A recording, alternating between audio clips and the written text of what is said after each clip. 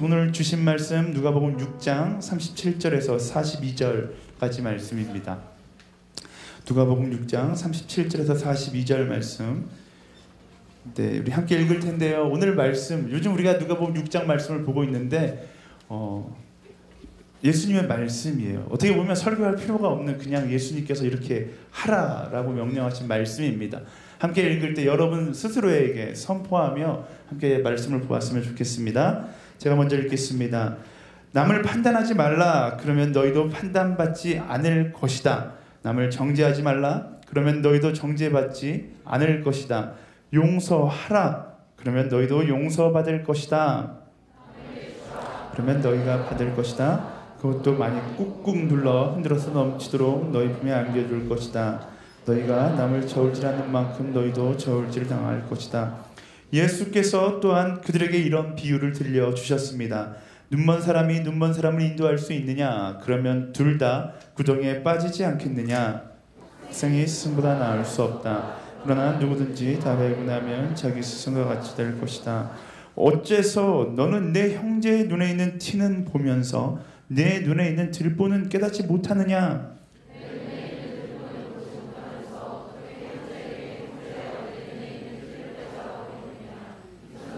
먼저 내 눈에서 들보를 빼내라. 그런 후에야 내가 정확히 보고 형제의 눈 속에 있는 티를 것이다. 아멘. 네, 제가 기도하겠습니다. 사랑하는 주님, 이 시간 하나님의 음성, 하나님의 말씀이 선포되는 시간 되게 하여 주시옵소서. 살아계신 예수 그리스도의 이름으로 기도합니다. 아멘. 네, 지난 금요일 우리나라 커플들의 대명절 화이트데이가 있었습니다. 네, 아까 전에 축복할 때 보니까 굉장히 씁쓸한 표정으로 축복을 받는 수많은 남녀 지체들이 있었던 것 같아요. 수많은 남학생들이 고급 캔디를 사들고 사랑하는 자매에게 가서 사랑을 고백하는 날이었죠. 그래서 수많은 커플들이 그날 밤 생겨나기도 했을 겁니다. 아멘. 네, 그날 밤 커플이 되신 분들 예수님의 이름으로 축복합니다. 네. 근데 과연 커플들에게 행복한 저녁이었을까? 네, 한숨 소리가 들리고 있어요. 네. 개인적으로 저는 아니었던 것 같아요. 그날 금요일 저녁 기도회가 늦게 끝나고 사탕을 사려고 이리저리 헤매어 보았지만 사지 못하고 빈손으로 집에 들어갔습니다. 서운해하는 아내의 표정을 보면서 감지했죠. 오늘 밤은 편하게 잘 수 없을 것 같다. 네. 그리고 그날 밤 굉장히 어려운 밤을 보냈습니다. 제가 생각하기에는 저를 비롯한 수많은 커플들이 그날 밤 헤어지거나 싸우지 않았을까 하는 생각을 해봐요. 사탕을 준비하지 못한 형제는 자매에게 가서 저처럼 이야기했겠죠. 나름의 지혜를 가지고 저도 이야기했어요. 자기야, 롯데제과의 상술에 놀아나서는 안 돼. 우리는 본질이 중요한 거야. 우리가 사랑하고 있다는 게 중요한 거야. 라고 이야기했지만 보통 그러면 여자가 콧방귀를 뀌면서 이야기하죠. 웃기시네. 깜빡하고서 그냥 말이나 못하면 몰라. 발렌타인 때 받은 초콜릿 뱉어내라. 이렇게 싸움이 시작돼요. 그래서 싸움이 조금씩 더 깊어지면 그날 밤 아예 남남이 되기도 하는 거죠.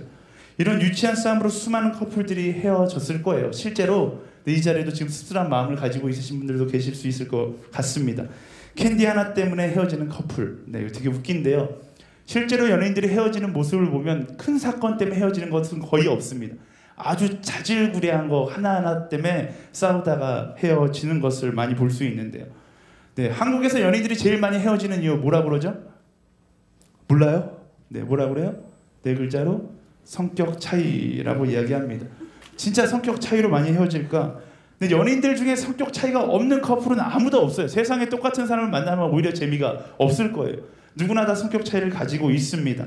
하지만 헤어지는 이유를 조금 더 자세하게 알아보면 성격의 차이를 인정하지 않고 서로에게 던지는 비판의 소리가 상대방의 마음 가운데 팍팍 꽂혀서 상처가 돼서 헤어지는 겁니다.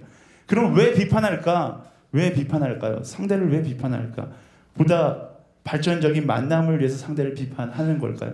아니면 보다 상대를 편안하게 하기 위해서 비판하는 걸까요? 그 비판의 거의 대부분은 상대를 편하게 만들기보다는 내가 좀 편해지고 싶다는 마음에서 너 나한테 맞춰라 라고 비판할 때가 굉장히 많이 있다라는 겁니다. 인터넷을 뒤져보니까요, 연예인들이 절대 해서는 안 되는 말 1위 뭘까요? 네가 뭘 잘못했는지 알아? 이거래요. 네, 2위가 그래 내가 잘못했다고 치자. 네. 이런 말 자주 하는 커플이면 이제 헤어질 때가 다 된 거예요. 근데 왜 이런 말을 할까? 왜 이런 말을 할까 고민해 봤어요. 결국 자기 생각대로 판단하고 자기 입맛에 맞는 상대가 되어주기를 바라다 보니까 이렇게 이야기하는 거죠. 사실 상대에게 비판한다는 것은 나쁜 건 아니에요. 비판을 통해서 그 사람의 잘못된 점을 고치고 그 사람이 조금 더 멋진 사람이 되게 만드는 게 바로 비판의 역할입니다. 하지만 그 동기가 상대를 향한 마음에서 시작된 것이 아니라 내 유익이나 내 편의를 생각하는 마음에서 시작되었다면 아무리 건설적이고 아무리 발전적인 비판이라고 해도 절대로 옳다고 합리화될 수 없는 거예요. 그런 동기가 불순한 비판은 아무리 좋은 비판이라 해도 모두 관계를 무너뜨리는데 사용되게 됩니다. 이 비판의 아이러니는요, 연예인들에게만 적용되는 게 아니라 여러분 친구 사이에서도 적용되고 사회에서도 어떤 환경에서도 항상 적용되는 겁니다. 아무리 좋은 비판이라고 할지라도 상대를 향한 마음이 결여된 비판은 내 유익과 내 만족을 위한 비판, 이런 것들은 결국 좋지 않은 결과를 낳게 만든다라는 겁니다. 상대를 향한 사랑이 빠진 비판, 이것은 상대를 향한 격려가 아닌 상처가 되어서 상대방 마음 가운데 남게 된다는 거예요. 그래서 오늘 말씀 가운데 예수님이 상대를 판단하지 말라라고 이야기하고 있는 겁니다. 상대를 정죄하지 말라라고 이야기하고 있는 거예요. 37절 말씀 함께 읽어보겠습니다. 37절 말씀 시작. 남을 판단하지 말라. 그러면 너희도 판단받지 않을 것이다. 남을 정죄하지 말라. 그러면 너희도 정죄받지 않을 것이다. 용서하라. 그러면 너희도 용서받을 것이다. 예수님은 지난 2주에 거쳐서 계속해서 세상이 이야기하는 논리와는 정반대되는 논리를 이야기하고 계십니다. 오늘 말씀은 남을 판단하지 말라라고 이야기해요. 아까 전에도 이야기했듯이 남을 판단하는 것도 능력이에요. 그렇잖아요. 남을 비판하는 것도 어떻게 보면 달란트입니다. 남을 얼마나 잘 판단하여 좋은 전략을 세워서 저 사람이 알맞게 살아갈 수 있게 만드느냐, 이건 요즘 세상 사람들이 연구하고 있는 학문의 분야예요. 정신분석학, 심리학, 소비자학, 이런 모든 학문이 상대의 마음을 연구하는 학문입니다. 그래서 상대의 마음을 파악해서 사업을 해갖고 그 사람의 마음에 드는 아이템을 내서 성공하는 것이 사람들이 일하고 있는 모습이에요. 그런데 문제는 뭐냐면 이렇게 상대방의 마음을 파악하면 점점 더 관계가 원활하게 돌아가야 하는데 시간이 지나면 지날수록 관계가 원활해지지 않는다라는 겁니다. 세월이 지나면 지날수록 관계는 소극적이 되고 세월이 지나면 지날수록 상대방의 마음 가운데 상처를 주는 말들은 더 많이 하고 있다라는 거예요. 뭐가 문제예요? 뭐가 문제일까요? 상대를 파악하는 데 있어서 사랑이 결핍되어 있다라는 겁니다. 상대를 향한 사랑이 바탕이 되어 있으면 비판은 큰 문제를 일으키지 않아요. 상대를 향한 사랑하는 마음이 있다라면 상대에게 어떤 말을 하든 그것은 격려가 되어서 그 사람에게 다가갑니다. 하지만 사랑이 결핍되면 그 사람에게 아무리 좋은 말이 할지라도 사랑이 없는 말은 그 사람에게 상처가 되어서 다가간다라는 겁니다. 그런데 아쉬운 건 오늘날 우리의 삶 가운데 비판은 사랑이 없는 경우가 훨씬 더 많다라는 거예요. 아무리 심리학이 발달하고 상대방의 마음을 안다 할지라도 결국 사랑이 없어서 더 전문적인 상처를 남기고 더 전문적으로 관계를 무너뜨리는 일들이 빈번하게 일어나게 된다라는 겁니다. 그래서 오늘날 수많은 사람들이 오히려 마음 열기를 두려워하고 상처받기 싫어서 오프라인의 인생에서 온라인의 인생으로 들어가는 거예요. 예전에는 만남의 자리가 많았더라면 이제 점점 SNS 속으로 관계를 이동하는 겁니다. 카카오톡으로 관계를 이동하는 거예요.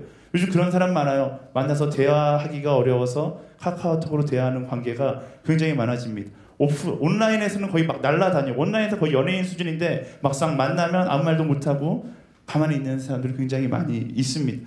그게 뭘 이야기해요?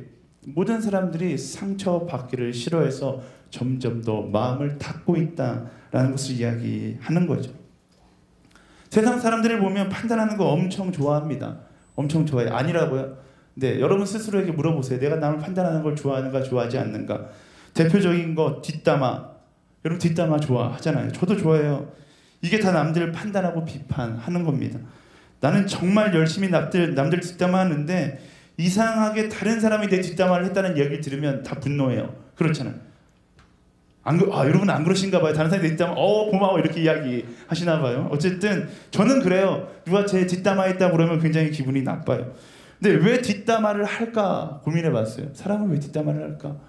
내가 뒷담화함을 통해서 한 사람의 인생의 희망찬 내일을 향해 나아갈 수 있게 되어서 뒷담화를 하는 것일까? 그건 아니죠. 뒷담화가 세계평화에 이바지하는 것일까? 네, 그것도 아니에요. 다른 사람 뒷담화하면서 고차원적이고 건설적인 상상을 하면서 저 사람이 이렇게 변할 것이야 라고 믿음으로 뒷담화하는 사람 아무도 없습니다. 그렇잖아요. 야, 그 여자 진짜 싸가지 없더라. 걔는 성격이 뭐 그렇게 그지 같아. 이렇게 이야기하면서 그 사람이 새롭게 변하기를 기대하는 사람은 아무도 없어요. 그 그지 같은 성격이 좋은 성격이 될지어다 이렇게 기도하면서 뒷담화하는 사람 아무도 없어요. 그저 뒷담화하는 것에 쾌락을 느끼고 뒷담화하는 것에 이유 없는 희열을 느끼면서 뒷담화하는 거예요. 그렇잖아요. 안 그래요? 솔직하게 여러분들에게 솔직해지세요. 뒷담화하고 나면 왠지 모르게 가슴 한 구석이 뻥 뚫리는 것 같고 시원하고 통쾌하니까 그렇게 하는 거예요. 결국 뒷담화도 다 내 기분 좋으라고 모임 가운데 이유 없는 희열을 느끼니까 뒷담화하는 거예요. 상대방의 발전적인 내일을 위해서 뒷담화하는 사람은 아무도 없다라는 겁니다. 상대방을 진짜 사랑하는 마음을 가지고 뒷담화하는 사람은 없다라는 거예요. 어떤 희열감일까? 상대방을 뒷담화함으로 상대방은 낮아지고 나는 높아지는 그런 감정을 느끼는 거죠.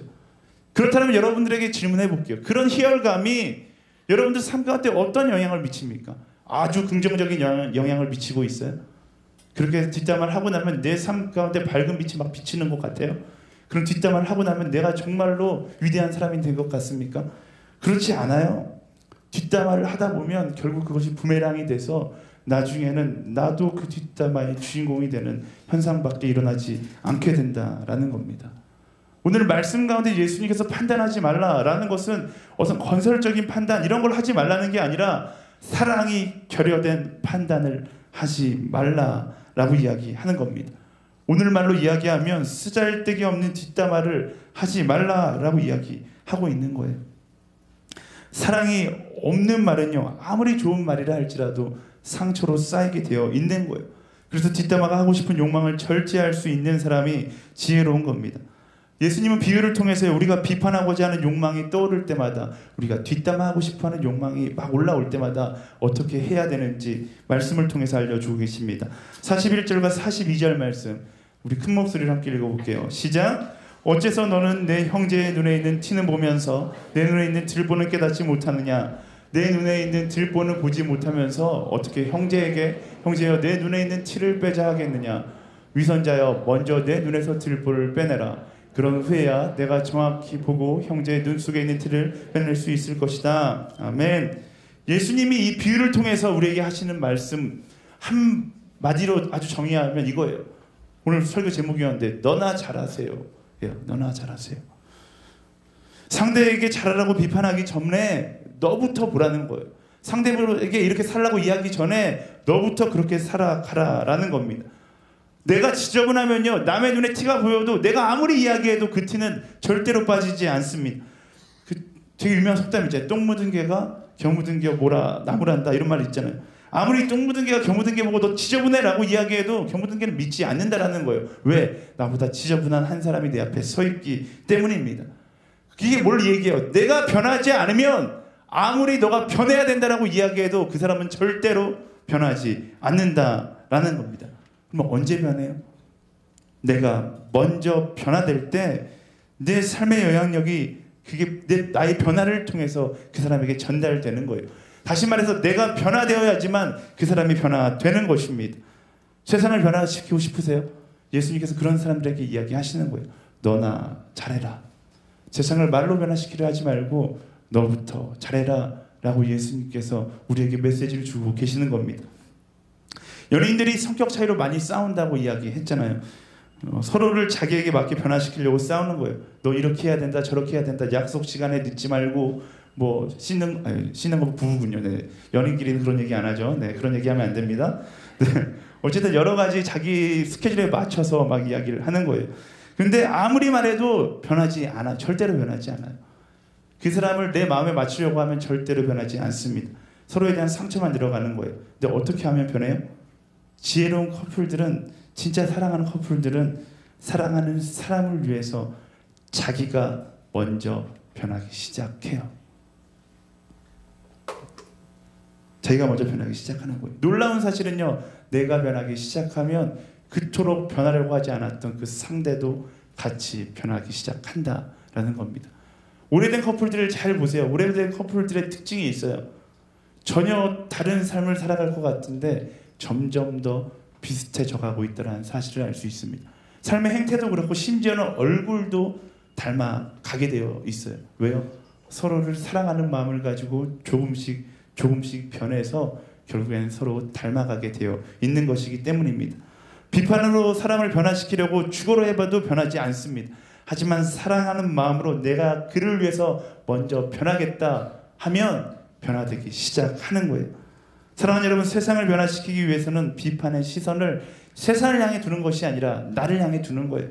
오늘 아침 이지원 목사님 설교를 듣는데 오늘 교회 2014년도 표어가 은혜와 진리잖아요. 상대에게는 은혜로 대하고 나에게는 진리로 대하라 라는 거예요. 상대의 아픔은 내가 감싸주고 나의 잘못된 점은 스스로 깨닫고 변화되기 위해서 노력하는 삶을 살아가라 라는 겁니다. 우리 함께 결단했으면 좋겠습니다. 뒷담화, 수많은 그리스도인들도 같이 동참하고 있는 뒷담화, 이제 여러분들이 인생 가운데 끊었으면 좋겠습니다. 저도 오늘 말씀 준비하면서 회개했어요. 저부터 끊을게요. 여러분도 끊고 이제부터는 비판의 목소리가 아니라 격려의 목소리, 사랑의 목소리로 여러분들의 친구에게, 여러분들의 이웃에게 이야기해 줄 수 있는 여러분들이 되기를 예수님의 이름으로 축원합니다. 우리 옆 사람에게 이렇게 축복하겠습니다. 너나 잘하세요. 네. 이처럼 남을 비판하며 사는 것이 나를 위해 사는 것처럼 느껴져요. 남을 비판하며 살면 나를 위해 사는 것처럼 느껴지는데 결국 나를 망치고 있는 거예요. 뒷담화하고 살면 좋은 것 같은데 사실 내 인생을 망치고 있는 겁니다. 세상에는요, 나를 위해서 한다고 하지만 정작 나를 죽이고 있는 것들이 너무나 많아요. 그것 중에 하나가 바로 용서라는 거죠. 용서예요. 우리 아까 전에 읽었던 말씀 다시 한번 읽어볼게요. 37절 말씀 한 번 더 읽겠습니다. 시작. 남을 판단하지 말라. 그러면 너희도 판단받지 않을 것이다. 남을 정죄하지 말라. 그러면 너희도 정죄받지 않을 것이다. 용서하라. 그러면 너희도 용서받을 것이다. 아멘. 네, 용서를 왜 하나요? 용서를 왜 할까? 여러분들 그 질문 해봤어요? 스스로에게. 용서를 왜 할까? 용서는 누구를 위해서 하는 걸까요? 용서는 상대를 위해서 하는 걸까요? 네, 많은 사람들이 고민을 별로 안 해봐요. 용서라는 것에 대해서 개념은 알고 있지만 이 용서가 누구를 위한 것일까라는 생각을 잘 안 하는 것 같아요. 여러분들은 절대로 용서하지 못하는 사람들이 있습니까? 아니면 있었어요? 네, 한번 생각해 보세요. 네, 그 사람을 생각해 보는, 막 생각만 하면 화가 나고 치가 떨리는 그 사람을 생각하는 거예요. 저에게는 있었어요. 누가 있었냐면 제 위로 형이 둘이 있거든요. 저는 그 두 명이 저의 원수가 아니라 그냥 거의 평생 얼굴 보고 싶지 않은 그런 사람이었어요. 왜냐하면 저희 형들이 어렸을 때 저를 샌드백 취급했어요. 스트레스 받으면 저를 치면서 스트레스를 하는 거예요. 지금 아무리 생각해봐도 내가 왜 맞았는지 기억이 나지 않을 정도로 자주 맞았던 것 같아요. 제가 그 당시, 지금 등치가 굉장히 큰데 그 당시에도 덩치가 컸지만 형들한테 덤비지 못했던 건 저희 작은 형의 키가 185cm예요. 저희 큰 형님의 키가 187cm거든요. 한번 제가 주먹을 쥐고 덤벼 들었다가 그날 기절하도록 맞았던 기억이 있습니다. 예. 어쨌든 형들이 너무 싫었어요. 형들한테 맞지 않는 방법이 딱 한 가지 있었는데 저희 아버지가 목회를 하니까 아버지에게 붙어 있으면 안 맞을 수 있다라는 결론을 짓고서 항상 아버지 곁에 붙어 있었어요. 근데 아버지 곁에 붙어 있는데 그래도 아버지 곁에 붙어 있을 수 없는 상황이 있어요. 언제냐면 수요일과 금요일과 주일 저녁이에요. 왜요? 수요 예배가 있고 금요 예배가 있고 주일 예배가 있어서 아버지가 교회에 가시면 저는 집에 남겨져야만 했어요. 집에 남겨지면 그날 밤은 정말로 악몽과 같은 밤이 되는 거죠. 정말로 농담을 조금도 안 섞어서 수요일과 금요일과 주일 밤은 형들에게 맞는 날이었어요. 어린 나이에 너무나 큰 상처를 받아서 자살을 꿈꿔본 적도 있어요.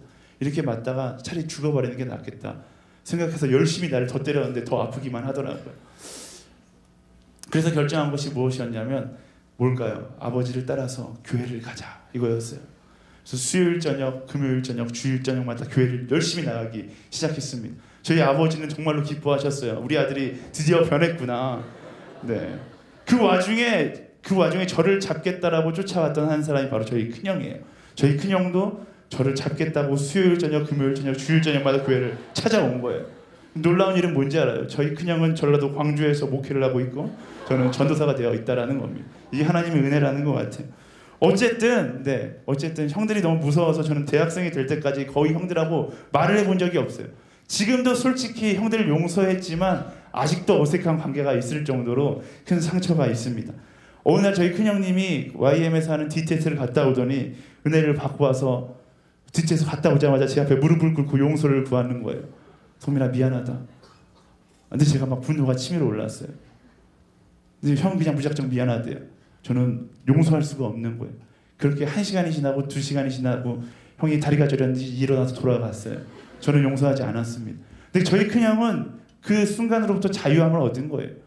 저에게 용서를 구하고 그 순간부터 자유함을 얻어서 아주 자유한 인생을 살아가는 거예요. 근데 저의 인생은 어떨까요? 용서하지 못한 저의 인생은 너무 힘든 거예요. 너무 슬프고 형들만 생각하면 화가 나는 거예요. 그때 깨달았던 것이 뭐냐면 용서를 통해서 자유해지는 것. 용서는 누굴 위한 것인가? 상대를 위한 것이 아니라 바로 나를 위한 것이다 라는 겁니다. 그 사실을 기억해야 돼요. 여러분들 중에 그 사실을 인식하지 못하는 사람들이 굉장히 많은데요. 용서는요, 상대를 위해서 하는 게 아니라 바로 나를 위해서 하는 거예요. 여러분들 중에 나 떠난 남자, 나 떠난 그 여자, 내가 용서하지 않으면, 여러분들이 용서하지 않으면 과연 그 남자가 힘들어할까요? 나랑 열심히 교제했다가 헤어진 그 오빠, 내가 용서하지 않으면 그 오빠가 과연 힘든 삶을 살아갈까요? 밤마다 페이스북을 들여다보면서 너 어떤 여자 만나나 보자, 이렇게 열심히 들여다본다고 해서 그 남자가 다른 남자를 만나지 않는 놀라운 축복의 역사가 일어날까요? 아니에요. 절대로 일어나지 않아요. 힘든 건 나만 힘든 거예요. 용서하지 않으면 그 사람이 힘든 게 아니라 내가 힘든 겁니다. 밤마다 찾아와서 제발 날 용서해줘. 너가 용서해야지만 내가 다른 사람을 만날 수 있어. 이렇게 고백할까요? 그런 일은 절대로 일어나지 않아요. 내가 용서하지 않아도 그 사람이 자유로운 인생을 살아가게 되어 있어요. 용서하지 않아서 힘든 건 바로 나일 뿐입니다. 전에 공동체에 누군지 알려고 하면 안 돼요. 헤어진 남자에게 복수심에 불타있는 한 자매가 있었어요. 그 남자에게 미련을 가진 것도 아니고 그냥 그 남자에게 화가 나 있는 거예요. 근데 용서를 못 하겠대요. 제가 만나서 이제 용서하고서 너도 좋은 남자 만나야 돼. 근데 용서를 못 하겠대요. 이러면 그 사람이 죄책감에 시달리면서 다른 사람 만나지 못할까봐 계속 끊임없이 그 남자를 괴롭히는 겁니다. 그 남자 페이스북에 테러하고 다른 여자 만나면 그 여자에게 달려와서 그 남자 별로라고, 그 남자 이상한 남자라고 소문내고 다니는 그런 자매였어요. 근데 그러면 그럴수록 그 자매의 인생이 어떻게 됐을까요? 만나면 만날수록 점점 더 피폐해지더라고요. 제가 이야기했어요. 이만 용서하고 너도 좋은 남자 만나서 행복하게 살아라. 너가 용서하지 않으면 너만 힘든 거야. 걔는 계속해서 다른 여자 만날 거야. 그리고 지금은 어떻게 지내는지 잘 모르겠지만 얼마 전에 듣는 소식은 다른 남자 만나서 잘 살고 있다라는 거예요. 여러분 착각하지 마세요. 용서하지 못함으로 과거에 얽매여 있는 것은 상대가 아니라 바로 나예요. 용서하지 못함으로 힘든 건 상대가 아니라 나예요. 나. 용서하면 내 것을 희생한 것 같고 용서하면 억울할 것 같은데 정작 용서를 하면 기쁘고 자유를 누리는 것은 상대가 아니라 바로 나라는 것입니다. 예수님께서 왜 우리에게 용서하라고 이야기하시는 거냐면 상대를 향한 사랑의 메시지이기도 하지만 더 중요한 건 바로 우리 자신을 향한 회복의 메시지인 거예요. 너가 용서를 해야지만 회복될 수 있다라는 것입니다. 오늘 여러분의 마음 가운데 상처를 주었던 그 사람, 가족일 수도 있고 친구일 수도 있고 연인일 수도 있겠죠. 내가 도저히 용서할 수 없다라고 생각되는 그 사람, 말씀을 따라 용서할 수 있는 여러분들이 되기를 축원합니다. 용서하지 않는 것은 여러분들의 아픔이고 여러분들의 손해인 거예요. 마치 암을 너무 사랑해서 나는 도저히 수술할 수 없습니다, 이렇게 고백하는 것과 똑같다라는 거예요. 상처를 쌓아두기를 결단하는 것과 똑같다라는 겁니다. 용서하기로 결단하고 또 용서함으로 상처로부터 회복을 경험하는 여러분들이 되기를 예수님의 이름으로 축원합니다. 이 말씀을 준비하면서 생각나는 몇몇 사람들이 있었어요. 뭐 구체적으로 밝힐 수는 없지만 제가 알고 있는 사람도 있고 제가 모르고 있는 사람들도 있을 거예요. 젊은이들, 만남의 상처를 가지고 살아가는 사람들, 우리 하늘대학교에 많이 있다는 거 알고 있습니다. 나이가 조금 차면 저 정도 나이가 되면 이제 20대 후반이 되고 30대 초반이 되면 상처가 찾아와도 그러려니 하고 넘어갈 수 있는 연륜이 생겨요. 근데 청년이라고 이야기하기에는 조금 어린 20대 초반에서 20대 중반에 이런 헤어짐의 상처를 경험하게 되면 용서가 안 돼요. 그 상처를 그냥 평생 안고 살아가는 거죠. 근데 오늘 말씀을 통해서 그런 상처를 안고 살아가는 여러분들에게 권면하고 싶습니다. 그 사람을 용서하세요. 그 사람을 위해서가 아니라 바로 당신을 위해서 용서하라는 거예요. 그래야지 여러분의 인생 가운데 허락되어지는 회복을 경험할 수 있게 되는 것입니다. 오늘 말씀이 저는 그렇게 용서하지 못하는 사람들에게 주시는 하나님의 음성이라고 생각해요. 내가 용서하면 큰일 날 것 같아요. 내가 용서하면 그 사람 인생이 축복받을 것 같아요. 그게 아니라 여러분들이 용서하면 여러분들의 마음 가운데 회복이 일어나는 줄 믿습니다. 걱정하지 마세요. 모든 용서가 바로 치유의 시작인 것입니다. 아멘? 네. 이럴 때 기쁜 사람들이 있죠. 모태솔로인 사람들, 전도사님 도대체 무슨 얘기하나 이렇게 앉아있는 사람들이 있는데 이런 분들은 만남의 축복이 있게 될 줄 믿습니다. 하루속히 말이 무슨 말인지 깨닫게 되는 놀라운 축복이 있기를 예수님 이름으로 축원합니다. 예수님께서 계속해서 제자들을 향해서 세상의 이론과 반대되는 이야기를 하고 계세요. 그리고 하지만 그 말씀 가운데 참된 진리가 숨겨져 있습니다. 뭐라고 얘기하셨어요? 판단하지 마라. 그리고 용서해라. 그리고 이어지는 말씀은 남에게 나눠주라 라고 이야기하고 있습니다. 38절 말씀 함께 읽어보겠습니다. 38절 시작. 남에게 주라. 그러면 너희가 받을 것이다. 그것도 많이 꾹꾹 눌러 흔들어서 넘치도록 너희 품에 안겨줄 것이다. 너희가 남을 저울질하는 만큼 너희도 저울질 당할 것이다. 아멘. 역시 이것도 세상의 이치와는 반대되는 이야기입니다. 세상의 이치는요, 내 것으로 만들라라고 이야기해요. 세상의 이치는 더 많은 것을 모아드리라라고 이야기합니다. 근데 예수님은 뭐라고 말씀하세요? 반대로 나누라라고 이야기합니다. 나누면 채워주시겠다라고 말씀하시는 게 예수님의 법칙이에요. 물론 그것이 물질의 채움일 수도 있습니다. 하지만 말씀에서 이야기하는 것은 물질의 채워짐이 아니라 하나님의 은혜의 채워짐이다라는 거예요. 나눠주는 기쁨의 삶. 여러분, 선물을 받는 것과 선물을 주는 것, 어느 것이 더 기쁘세요? 네, 여기서 좀 지혜가 있는 사람들은 주는 것이라고 이야기하는데요. 저는 받는 게 더 좋아요, 솔직히. 선물을 받는 게 더, 거짓말하고 싶지 않아요. 선물을 받는 게 더 좋죠. 하지만 중요한 건요, 받는 기쁨만 누리며 살아가다 보면 끝없이 목마르게 되어 있다라는 겁니다. 받기만 하다 보면 결국 내 만족함은 채워지지 않는다라는 거예요. 평생 부족함을 느끼며 살 수밖에 없습니다. 또 받는 건 내가 선택해서 그 기쁨을 누릴 수가 없어요. 하지만 주는 건 내가 결단하면 누릴 수 있는, 내가 선택해서 누릴 수 있는 기쁨이다라는 것입니다. 받은 기쁨은 컨트롤할 수 없지만 주는 기쁨은 컨트롤할 수 있다라는 거예요. 그래서 주는 기쁨이 굉장히 소중한 것이다라는 겁니다. 또 한 가지 질문. 돈이 많은 사람이 부족함을 느낄까요? 돈이 얼마 없지만 나누면서 사는 사람이 부족함을 느낄까요?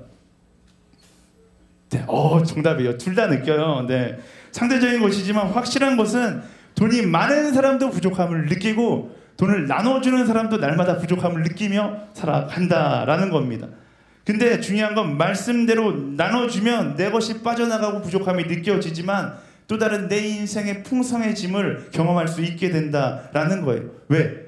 나눔은 돈의 문제가 아니라 사랑의 문제이기 때문입니다.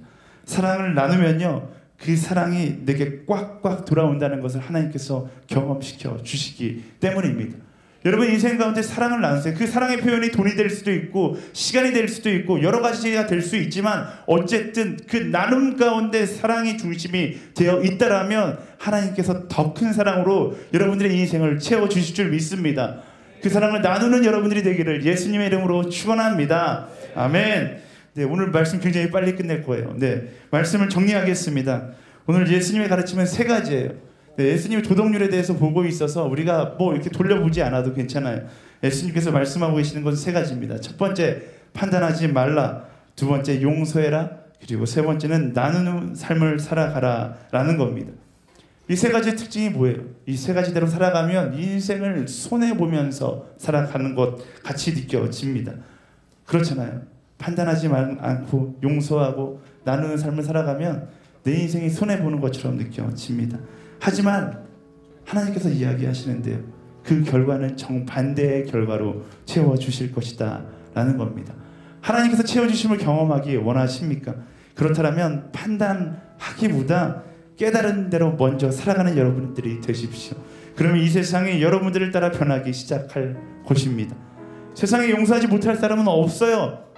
여러분 마음 가운데 용서하지 못하는 사람이 있다면 오늘 이 시간 용서하기로 결단하세요. 그러면 용서하지 못해서 묶여 있었던 여러분들의 마음 가운데 하나님이 주시는 참된 자유가 바로 오늘로부터 선포되기 시작할 것입니다.